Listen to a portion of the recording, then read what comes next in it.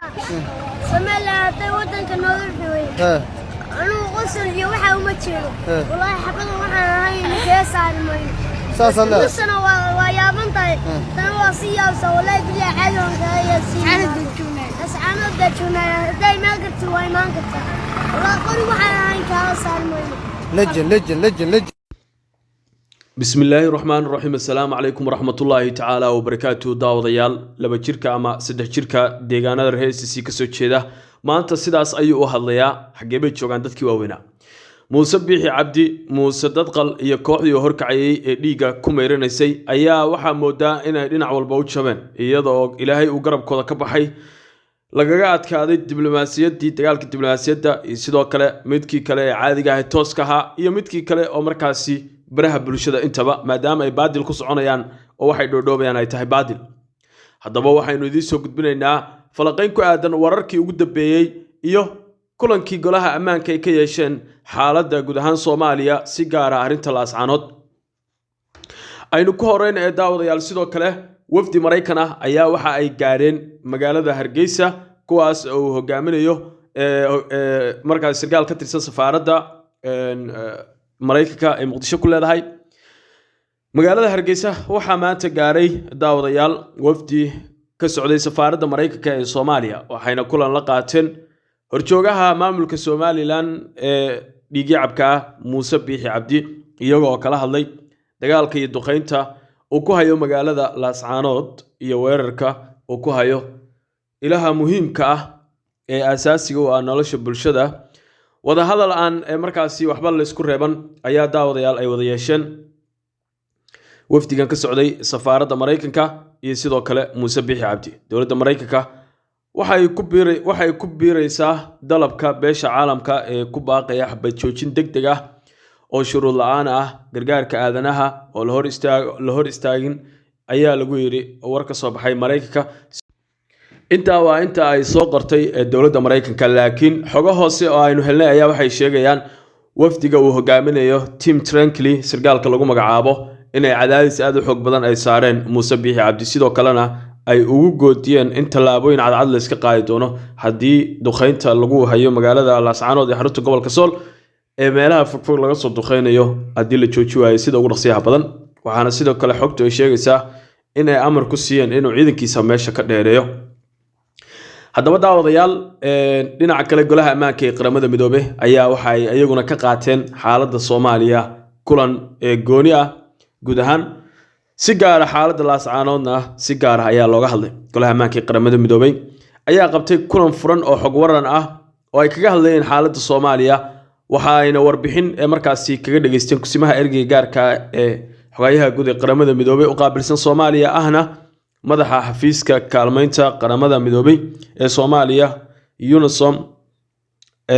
Anita Kiki. haddaba daawadayaal arrimaha xasaasiga ah ee markaasi arintaas looga hadlay waxa kamid ah arrimaha xaalada kala gedisan oo Soomaaliya ka taagan. haddaba haddii aynu ka hadalno xaaladda ugu daran ee markaasi Soomaaliya haatan ka taagan oo arinta Laascaanood ah oo isha lagu hayay toddobaadyadana aad loogu foganaa waxa ay ka tiri magaalada Laascaanood ee gobolka Sool waxa wali ka socda dagaalkii ka bilowday 6 Febraayo waxaana uu sababay baahiyo bini'aadanimo oo sii kordhaya. qiimeyn degdeg ah ayaa sheegaysa in ka badan 185,000 oo qof ay ka barakaceen kuwaas oo 89% ay yihiin haween iyo carruur. ugu yaraan 63 qof oo rayid ah ayay sheegtay inay ku dhinteen in ka badan 363 qof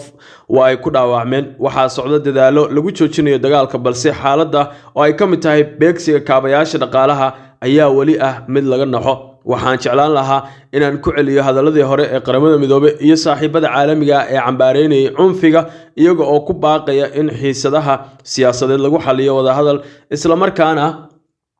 codsanaya in gargaar bini'aadanimo oo aan la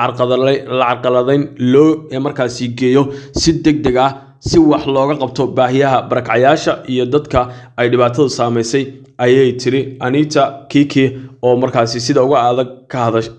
ka hadashay markaasi xaaladda Laascaanood. waxay sidoo kale sheegtay in DF Soomaaliya iyo maamulada ay markaasi heshiis ka gaareen arrimo kale ayayna markaasi ka sii hadashay daawadayaal. haddaba haddii aynu qodobka halka uga soo gudubno dhinaciisa kale isaguna waxaa sida ugu adag ee ka hadlay danjiraha Soomaaliya u fadhiya qaramada midoobay danjire Abuukar Baalle daawadayaal inta aynu u gudagelin danjire Abuukar Baalle waxa uu ka yiri waxaa muuqata dabcan qaramada midoobay iyagu luqad bay ku hadlaan diblomaasiyadeed laakiin waxaa muuqata luqadii ugu muhiimsaneed ee laga rabay inay ku hadleen oo ah bartilmaameedsiga goobaha dadka rayidka shacab aad u fara badan inay ku barakaceen meeshii inay u baahan yihiin markaasi garab istaag iyo gurmad iyo hadaladii beebeenta ahay dhadhoobeen argixisa ka dagaalamaysa maleeshiyad baalka waxaas oo dhan oo si tartiiba oo dadban loogu yiri been baa sheegaysaan kooxda ee markaasi Muuse Bixi Cabdi iyo talisada dhiigga cabyada haddaba daawadayaal waxaa xusid mudan dhankii diblomaasiyadda in nimanka lagaga adkaaday dhankii dagaalka caadiga ah ee foolkaana lagaga adkaaday dawladda Soomaaliya danjiraheeda ayaa isagana si fiican uga hadlay marka la fiiriyo wala uu yiri cid dhibaatada geynaysa ayaan baaraynaa xogaa arinta kaliya ee dhaliil yeelanayso laakiin sida kale danjiraha dowladda federaalka Soomaaliya u fadhiyay qaramada midoobay Abuukar Baalle oo ka qayb galay kulanka ay yeesheen golaha ammaanka ayaa sida ugu adag kaga hadlay xaaladda magaalada Laascaanood halkaas oo toddobaadkii saddexaad ay ku dagaalamayaan ciidanka soo duulay ee Somaliland iyo sidoo kale dadka deegaanka Abuukar Baalle oo warbixin siiyay golaha amniga ayaa sheegay golaha ammaanka ee qaramada midoobay ayaa sheegay in dambi dagaal uu ka dhacay Laascaanood isagoo carabka ku dhuftay in weerar aan kala sooc lahayn lagu qaaday shacab ku dhaqan gudaha magaaladaasi oo markaasi ku taala waqooyiga dalka Soomaaliya sidoo kale wuxuu soo jeediyay in la xisaabtamo kuwa lagu eedeynayo dhibaatada oo markaasi loo fasiran karo maamulka Somaliland maadaama ay duulaan ku hayaan magaalada Laascaanood ee xarunta gobolka Sool danjiraha ayaa xusay in dawladda Soomaaliya ay mas'uuliyad ay ka saaran tahay in la ilaaliyo dadka rayidka ah ee aan waxba galabsan kuwaas oo dhimasho dhaawac iyo barakac kala kulmay dagaalka wali ka soconaya magaalada Laascaanood waxa kale oo intaasi ku sii daray in dawladda dhexe ay ka go'an tahay in baaritaan madax bannaan lagu sameeyo waxa ka socda halkaasi dhanka kale waxa kale oo uu sii xoojiyay baaqi madaxweynaha dhanka kale daawadayaal waxa uu sii xoojiyay baaqi madaxweynaha ay ku aadanaa in dagaalka la joojiyo wax walibana lagu dhameeyo miiska wada hadalka madaxweynaha Xasan Sheekh Maxamuud waxa uu ku baaqay in si degdeg ah loo joojiyo colaadda lana sameeyo wada xaajo dawladda Soomaaliya waxay diyaar u tahay in la abuuro wada hadal loo dheeyahay si loo soo celiyo xasiloonida iyo deganaanshiyaha ayuu yiri danjiraha ugu dambeyn wuxuu fariin u diray xubnaha beesha caalamka iyo hay'adaha samafalka isagoo ugu baaqay inay gurmad degdega ay markaasi u sameeyaan dadka ay waxyeeladu gaartay iyo kuwa barakacay dagaalka Laascaanood ayaana markaasi galay toddobaadkii saddexaad waxaana dhimashadu ay